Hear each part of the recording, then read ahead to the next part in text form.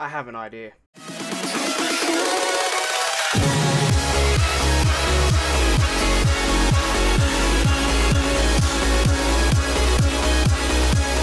Alrighty, so guys, here we are with the all Bo3 zombies map, ranked from worst to best, I guess. So first things first, opinions are my own, and if you don't like my opinion, you can fuck off, cunt. And I really need a haircut. I'm very aware of that, and you're probably going to yell at me down in the comments that I do need a haircut and that I look like a girl. I wish I could get girls, and unfortunately I can't because I'm very lonely and I sit here and make Call of Duty zombie videos. But you guys enjoy anyway, so we're going to get right into it. And here we have the number 14 spot, Toten. Now this is the first ever zombies map that was released in Call of Duty World at War, which was the game that introduced Call of Duty Zombies. So it's a pretty simple map. It only has 3 or 4 rooms in it, which is, you know, fairly basic, and that's what you should expect from the first Call of Duty, obviously, because they didn't really have a lot of time to work on it. They kind of worked on it in secret. So it's also very slow for high rounds in the Black Ops 3 version, causing a lack of replayability, which overall just isn't good at all. So, you know, that's why it's got the number 14 spot. So let's get on to the number 13 spot. We have another map that originated from Call of Duty World at War. We have Shi No Numa. Well, it's not a bad map compared to all the other zombie maps in the game, and Chronicles for that matter. It feels the most dated. It really, really does. Especially without the 24 zombie rounds, it just makes it feel like an absolute grind fest for high rounds. Coming in at the number 12 spot, we have Zetsubo no Shima. This map had so much potential. Like, so much, but fell short. It really did, due to it just being a buggy mess. Like, honestly, it's more broken than a 14-year-old domesticated girl who has an alcoholic father and a drug-fucked mother. What a fucking shit show. Number 11, we have Kenner de Toten. Camp Alley with power vacuum for round 100. Pretty simple. Need I say more? The map itself is a very faithful recreation. It doesn't hold up to the powerhouse maps later in the list. Number 10, we have Verrucht. Personal favourite of mine for Chronicles, if you ask me. Really enjoyable map that really suited Gobblegums. This version shits over the original, that's for sure.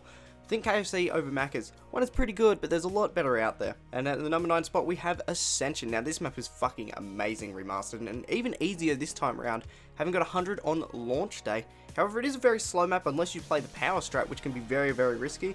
Missing out on PhD, one of the fan-beloved perks on this map, also really takes away from what made the map great in the original. In the number 8 spot, we have Gorod Kroby. JC isn't going to be too happy about this, but this map, it doesn't exactly go much further past round 50. Once you get to round 50, the Raygun Mark III severely drops off, doing little to no damage at all, and the Gauntlet of Siegfried was the greatest specialist until it was nerfed and causes a higher suicide rate than 35-year-old virgins. And on to the number 7 spot, we have Shangri-La.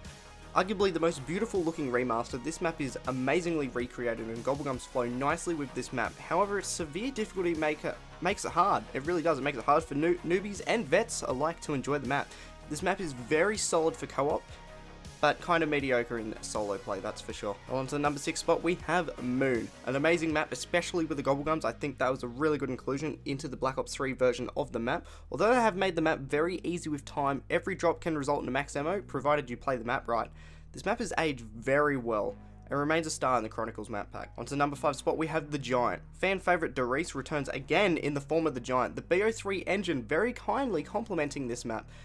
Difficulty varies and rewards those who can run tight trains, but the infamous catwalk, I feel as if it gives noobs the advantage of just being able to get an easy round 40, which I don't actually think is a bad thing. I think having that ability to get the high rounds, but be able to get average rounds by camping, I think that's a good idea for the newbies and gives them an incentive to play the map.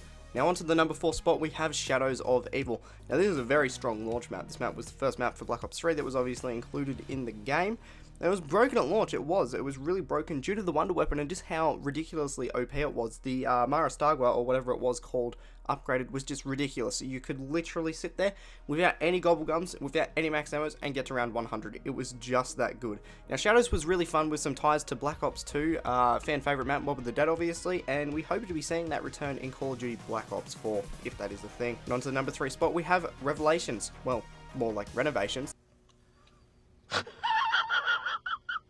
Seriously though, this map on launch was a mess. Constant crashes still plagues the game now to a degree, although besides that it was a really cool map to see all the fan favourites return in one epic, and I use that term like really loosely, conclusion to the Bo3 Year 1 season. It also had all the guns from, you know, the DLC cycle and whatnot. It was a fairly solid map, but it did miss the mark in a couple spots here and there.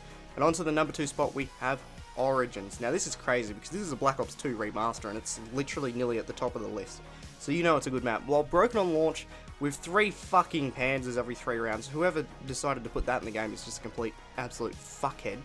This map has since been fixed and is very enjoyable. The staffs are a timeless classic that rival every Wonder Weapon and offer huge amounts of replayability. Now onto it, the number one spot. I think you guys already know what this is.